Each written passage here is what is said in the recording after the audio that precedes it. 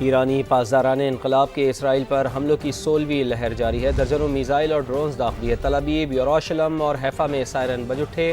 مختلف مقامات پر دھماکے سنے جا رہے ہیں۔ لوگ خوفزدہ ہو کر بنکرز میں چلے گئے ہیں۔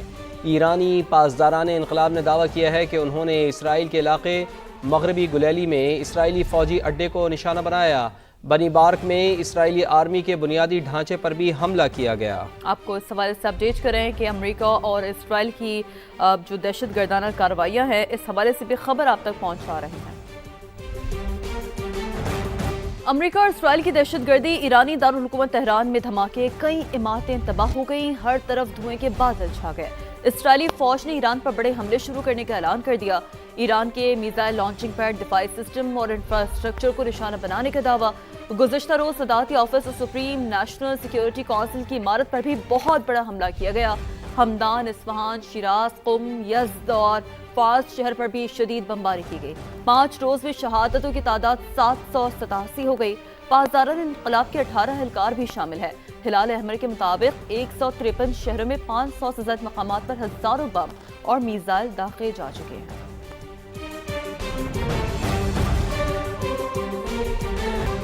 مشرق وسطی کی لپیٹ میں ہے۔ ایران کی جانب سے 5ویں روز بھی خلیجی ممالک پر حملے۔ سعودی عرب میں امریکی CIA کے مرکز پر ڈرون حملہ کیا گیا۔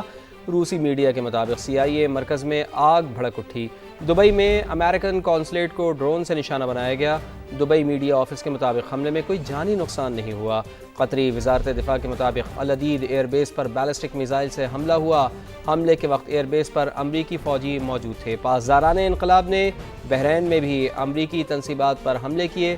بحرین کے فوجی ترجمان کے مطابق ایران کی جانب آنے والے 74 میزائل اور 92 ڈرونز کامیابی سے روکے۔ سعودی وزارت دفاع کے مطابق ملکی حدود میں داخل ہونے والے 9 ڈرونز کو تباہ کر دیا گیا ہے۔ اور ابھی آپ کو بتائیں کہ اہم اطلاعات آ رہی ہیں کہ سعودی ولی عہد شہزادہ محمد بن سلمان کے حوالے سے بھی ہم آپ کو آگاہ کریں گے، لیکن آپ کو ابھی ہم بتا رہے ہیں کہ امریکہ اور اسرائیل کی دہشت گردی جاری ہے۔ ایرانی دارالحکومت تہران میں بھی دھماکے سنے گئے ہیں۔ کئی طرح کی عمارتیں تباہ کر دی گئی ہیں۔ ایران کے میزائل لانچنگ پیڈز، دفاعی سسٹم اور انفراسٹرکچر کو نشانہ بنایا گیا ہے۔ سعودی ولی عہد شہزادہ محمد بن سلمان کی زیر صدارت کابینہ کا اجلاس قومی سلامتی کے دفاع، شہریوں اور غیر ملکیوں کے تحفظ کو یقینی بنانے کا عزم دہرایا گیا۔ آپ کو اس حوالے سے بتا رہے ہیں کہ فیصلہ کیا گیا کہ قومی سلامتی کو یقینی بنانے کے لیے اور شہریوں کے تحفظ کے لیے جو اقدامات اٹھانے پڑیں گے اٹھائیں گے۔ آن لائن اجلاس میں خطے کی صورتحال کا جائزہ لیا گیا۔ سعودی کابینہ نے GCC ممالک پر ایرانی حملوں کو سنگین جرم قرار دیا۔ اعلامیے کے مطابق ان حملوں سے علاقائی امن و سلامتی اور خود مختاری کو نقصان پہنچا ہے۔ سعودی کابینہ کے اجلاس میں ایرانی حملوں کے بعد سعودی عرب کی حمایت کرنے والے ممالک کا شکریہ بھی ادا کیا گیا۔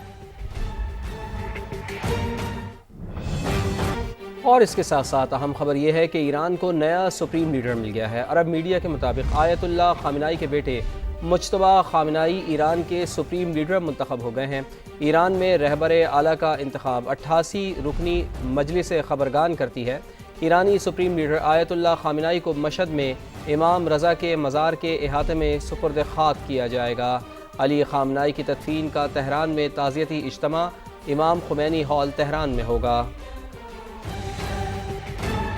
ایران کو جوہری یا بیلسٹک میزائل بنانے کی اجازت نہیں دیں گے، امریکی وزیر خارجہ مارکو روبیو نے واضح کر دیا۔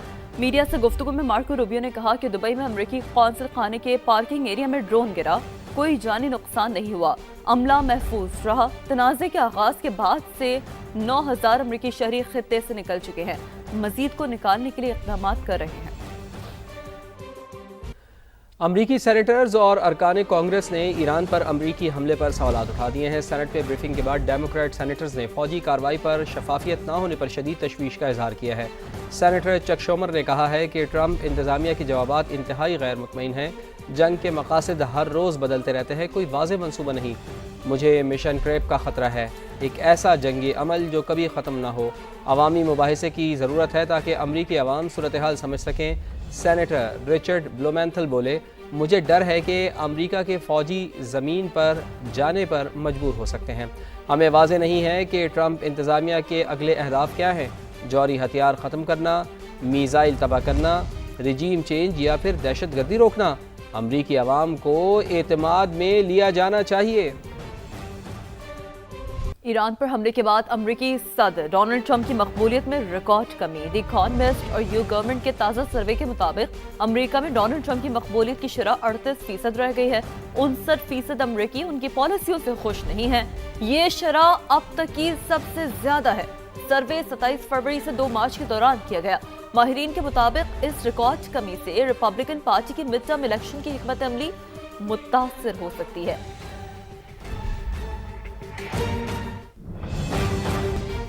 برطانیہ ایران پر کسی بھی جارحانہ حملے میں شامل نہیں، برطانوی وزیر اعظم کا ایسا کہنا ہے۔ مشرق وسطیٰ میں ہم اپنے اتحادیوں کے دفاع کے لیے اقدامات کر رہے ہیں۔ کیئر سٹارمر کا ایسا کہنا ہے، میں نے ماضی میں عراق جنگ کی بھی مخالفت کی تھی۔ کیئر سٹارمر یہ بھی کہہ رہے ہیں کہ برطانیہ میں اسلامو فوبیا کے خاتمے کے لیے مؤثر اقدامات کیے جائیں۔ ایران کو سعودی سرزمین استعمال نہ ہونے کی یقین دہانی لے کر دی۔ نائب وزیر اعظم اسحاق ڈار کی سینٹ میں سفارتی کوششوں پر بریفنگ۔ بتایا پاکستان سعودی عرب کے ساتھ دفاعی معاہدہ کر چکا، ایران سے کہا کہ اسے مد نظر رکھا جائے۔ سب نے دیکھا سعودی عرب اور عمان کے خلاف کم ری ایکشن ہوا۔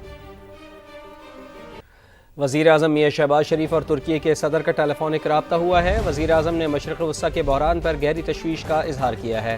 ایران پر اسرائیلی حملوں اور خلیجی ممالک پر حملوں کی مذمت۔ وزیر اعظم نے صدر رجب طیب اردوان کو خلیجی ممالک کی قیادت سے حالیہ رابطوں کے بارے میں آگاہ کیا۔ دونوں رہنماؤں کا مزید کشیدگی سے بچنے کے لیے فریقین سے تحمل اور بردباری پر زور۔ وزیر اعظم نے ترک صدر کو افغانستان کے تناظر میں حالیہ پیش رفت سے بھی آگاہ کیا۔ دونوں رہنماؤں کا قریبی اور مسلسل رابطے میں رہنے، خطے میں امن و استحکام کے لیے مشترکہ کوششیں جاری رکھنے پر اتفاق ہوا۔ وزیر اعظم شہباز شریف کا خطے کی کشیدہ صورتحال پر پارلیمانی جماعتوں کو اعتماد میں لینے کا فیصلہ۔ سینٹ اور قومی اسمبلی میں اپوزیشن لیڈر سمیت تمام جماعتوں کے پارلیمانی سربراہان کو آج 11:30 بجے ان کیمرہ بریفنگ کے لیے مدعو کر لیا۔ تحریک انصاف کا ان کیمرہ بریفنگ میں شرکت سے انکار۔ پی ٹی آئی سیاسی کمیٹی کے اجلاس میں یہ فیصلہ ہوا۔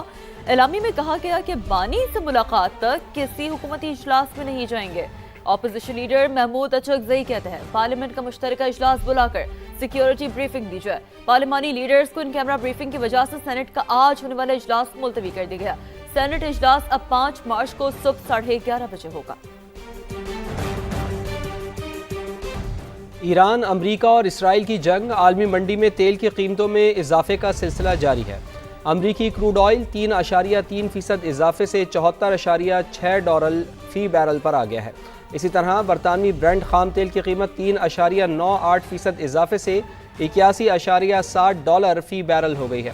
ماہرین کے مطابق آبنائے ہرمز کی بندش کے باعث تیل کی قیمتیں $100 فی بیرل تک جا سکتی ہیں۔